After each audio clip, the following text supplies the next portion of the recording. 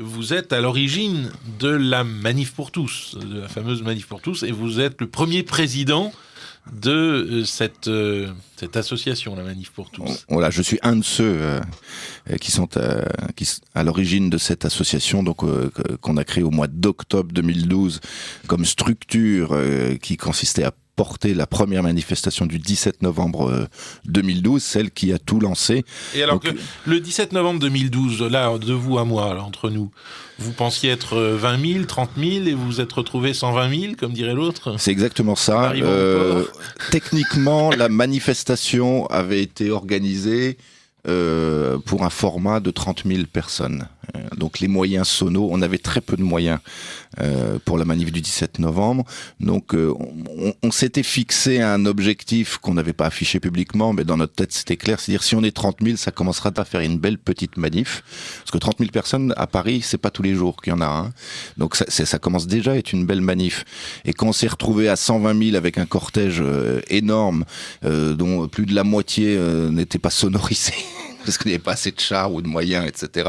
Et on sentait que les pieds battaient le pavé, qu'il y avait une volonté, un désir des personnes de s'engager contre ce projet de loi de Taubira. Donc c'est pour ça qu'on a lancé cette manifestation, mais on n'avait pas imaginé que ça puisse prendre à ce point-là. Et c'est vrai que du 17 novembre 2012 et du succès de cette première manifestation est sortie une dynamique absolument incroyable. Alors, quels sont les ressorts de ce succès selon vous? D'où ça provient?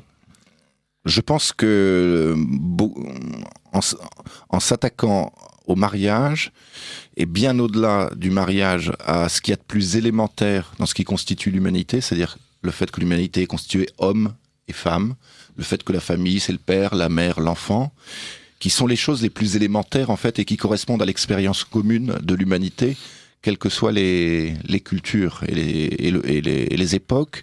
Je pense que Madame Taubira a atteint un nerf vital et que ce nerf vital a réagi. Et cette attaque contre ce qu'il y avait de plus élémentaire a fait réagir beaucoup de gens qui se sont dit ça n'est pas possible. Et nous ne pouvons pas laisser faire cela sans réagir. Et ont ressenti ce besoin d'agir et de s'engager contre ce projet de loi. Je pense que beaucoup de personnes avaient une vision de la famille qui consistait à préserver un certain nombre de valeurs, de modes de vie, d'éducation, de spiritualité au sein de la famille, mais c'était vécu d'une manière assez privée. La préoccupation première, et ça se comprend tout à fait, ce n'est pas une critique, était de transmettre aux enfants ce qui tenait à cœur et ce qui semblait le plus important. Et on est passé de cette transmission dans le cadre privé, familial, de ce qu'est la famille, à une explosion dans le paysage public de convictions. De convictions très fortes sur la famille et plus au-delà de ça sur une vision de l'homme. Et le combat de la Manif pour tous, à mon sens, est dès le départ un combat anthropologique profond et c'est une résistance anthropologique.